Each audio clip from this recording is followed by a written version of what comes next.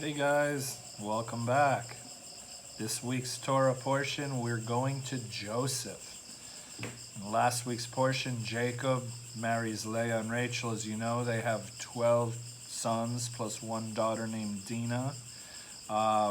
Jacob loves Rachel. That's the one he considers his soulmate, except she doesn't give him a lot of children. She only bears one son, Joseph, and a second son, Benjamin, and she dies giving birth to Benjamin. And so Jacob has a very special connection with Joseph, his son, through Rachel. And in this week's Torah portion, we begin by seeing a lot of favoritism. We see that Jacob made his son Joseph a tunic, a coat of many colors. Joseph's having visions, he's having dreams, he's very confident.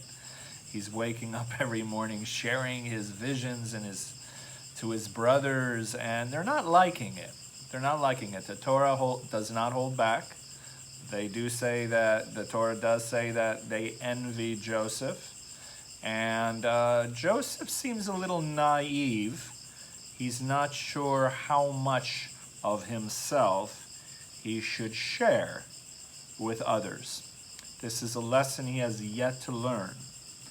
Now anyways, this is where the trouble begins, is when his brothers are out attending to their flocks in the pastures. And Jacob the father tells Joseph, why don't you go keep an eye on them? Let me know how they're doing. Sounds like he's asking Joseph to spy on them or take a look at them and let me know how they're doing. And Joseph goes down, and on his way down, his brothers see him coming from afar. So this is where the teaching and the lesson actually begins. If you look at the wording of the sentence, the Torah goes out of its way to say, and they saw him from afar when he had not yet drawn near to them, and they plotted against him to put him to death. So what I'm interested in is, why does the Torah have to add these details that he was not yet near to them? He was seen, but from a distance. He was seen from far. Okay, and why can't the Torah just say, and they saw him coming, and they plotted against him? Why the wording that he had not yet become close to them? Now I want you to contrast this. In contrast, let's go to last week's Parsha, when Jacob and his family are about to confront Esav, his twin brother that wants to kill him. And his twin brother Esav has 400 men seasoned in war, trained killers, an army, a militia, a private army. And Esav swore that he's going to kill his brother Jacob. But what happens? Let's look at the text.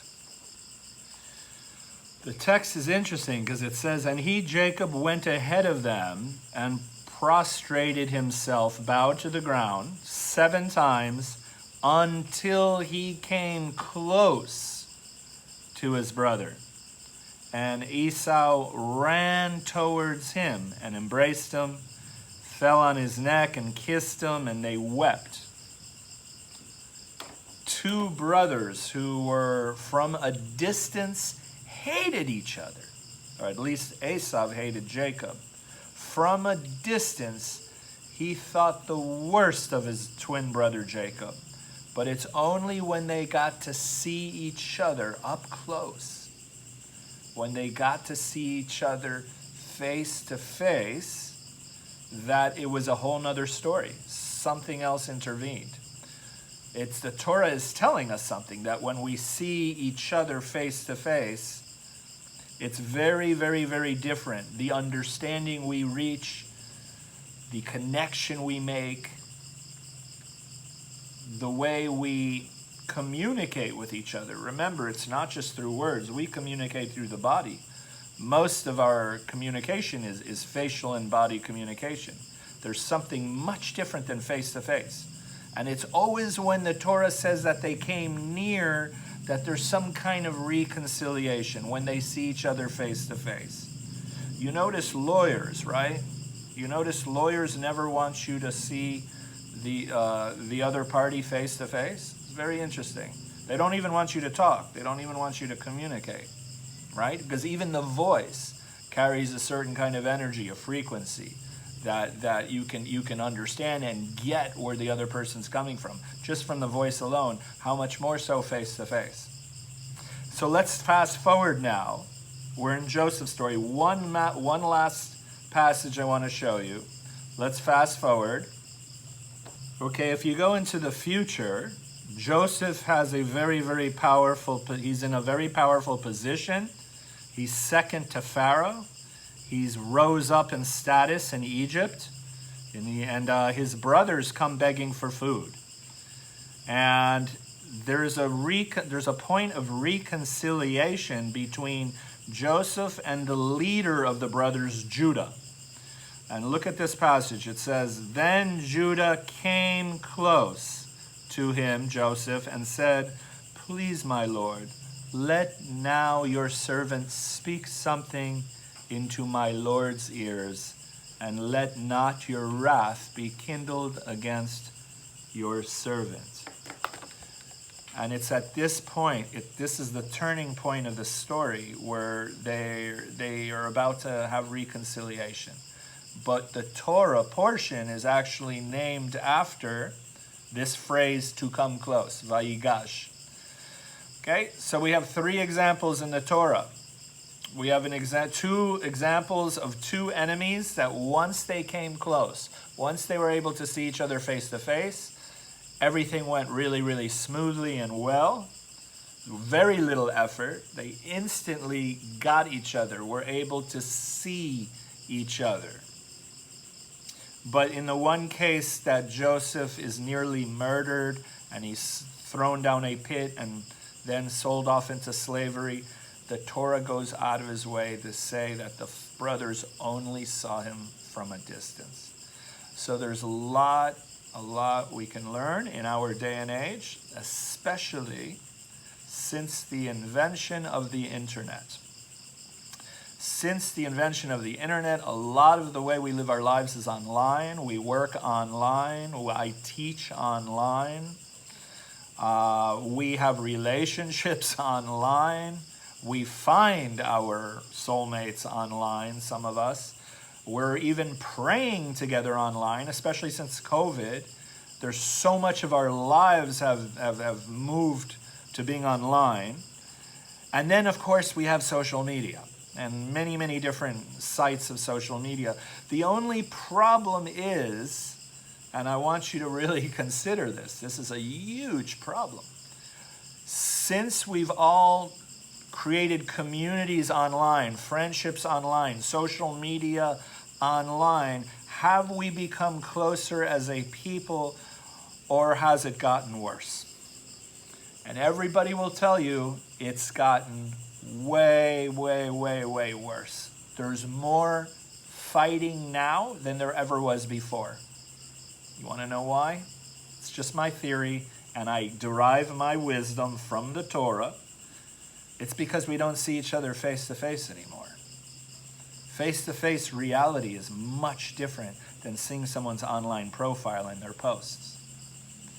The fact that we're only seeing people, their posts, what they want to let you see, the little bit of a glimpse they're allowing you to see, probably into a slightly artificial segment of their lives, right?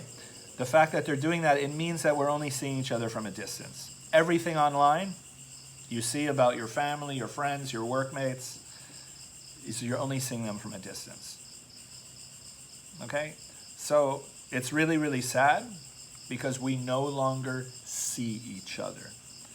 This week, I'm going to fly to Manila, the capital of the Philippines. I have to do some work at the Israeli embassy.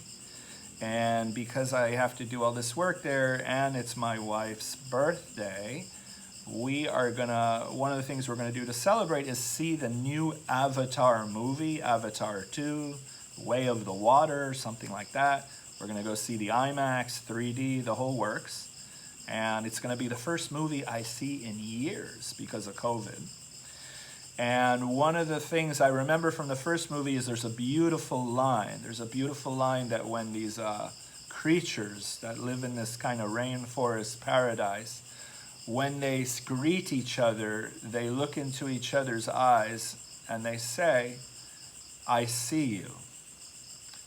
And I love that so much that I kind of wanted to start doing the same thing in my own life. I wanted to go up to people, and when you get people, when you feel where they're coming from, when there's an understanding, a mutual bridge that is built between both of you, right? I want to look in their eyes and I want to say, "I see you. I get you," right? Interesting that this movie is just coming out this week, the same week that the Torah portion talks about all the trouble that is created, all the unnecessary pain and suffering and division and fighting that comes when brothers only see each other from a distance. So let's, while we're in a very difficult political turmoil and a lot of conflict in society, a lot of different ideologies clashing, let's remember that we're only seeing the other from a distance, even when they post every day online. When you see someone face to face, it's a whole nother story. Blessings to everybody out there. May we only continue to work towards peace and good days ahead. Shalom.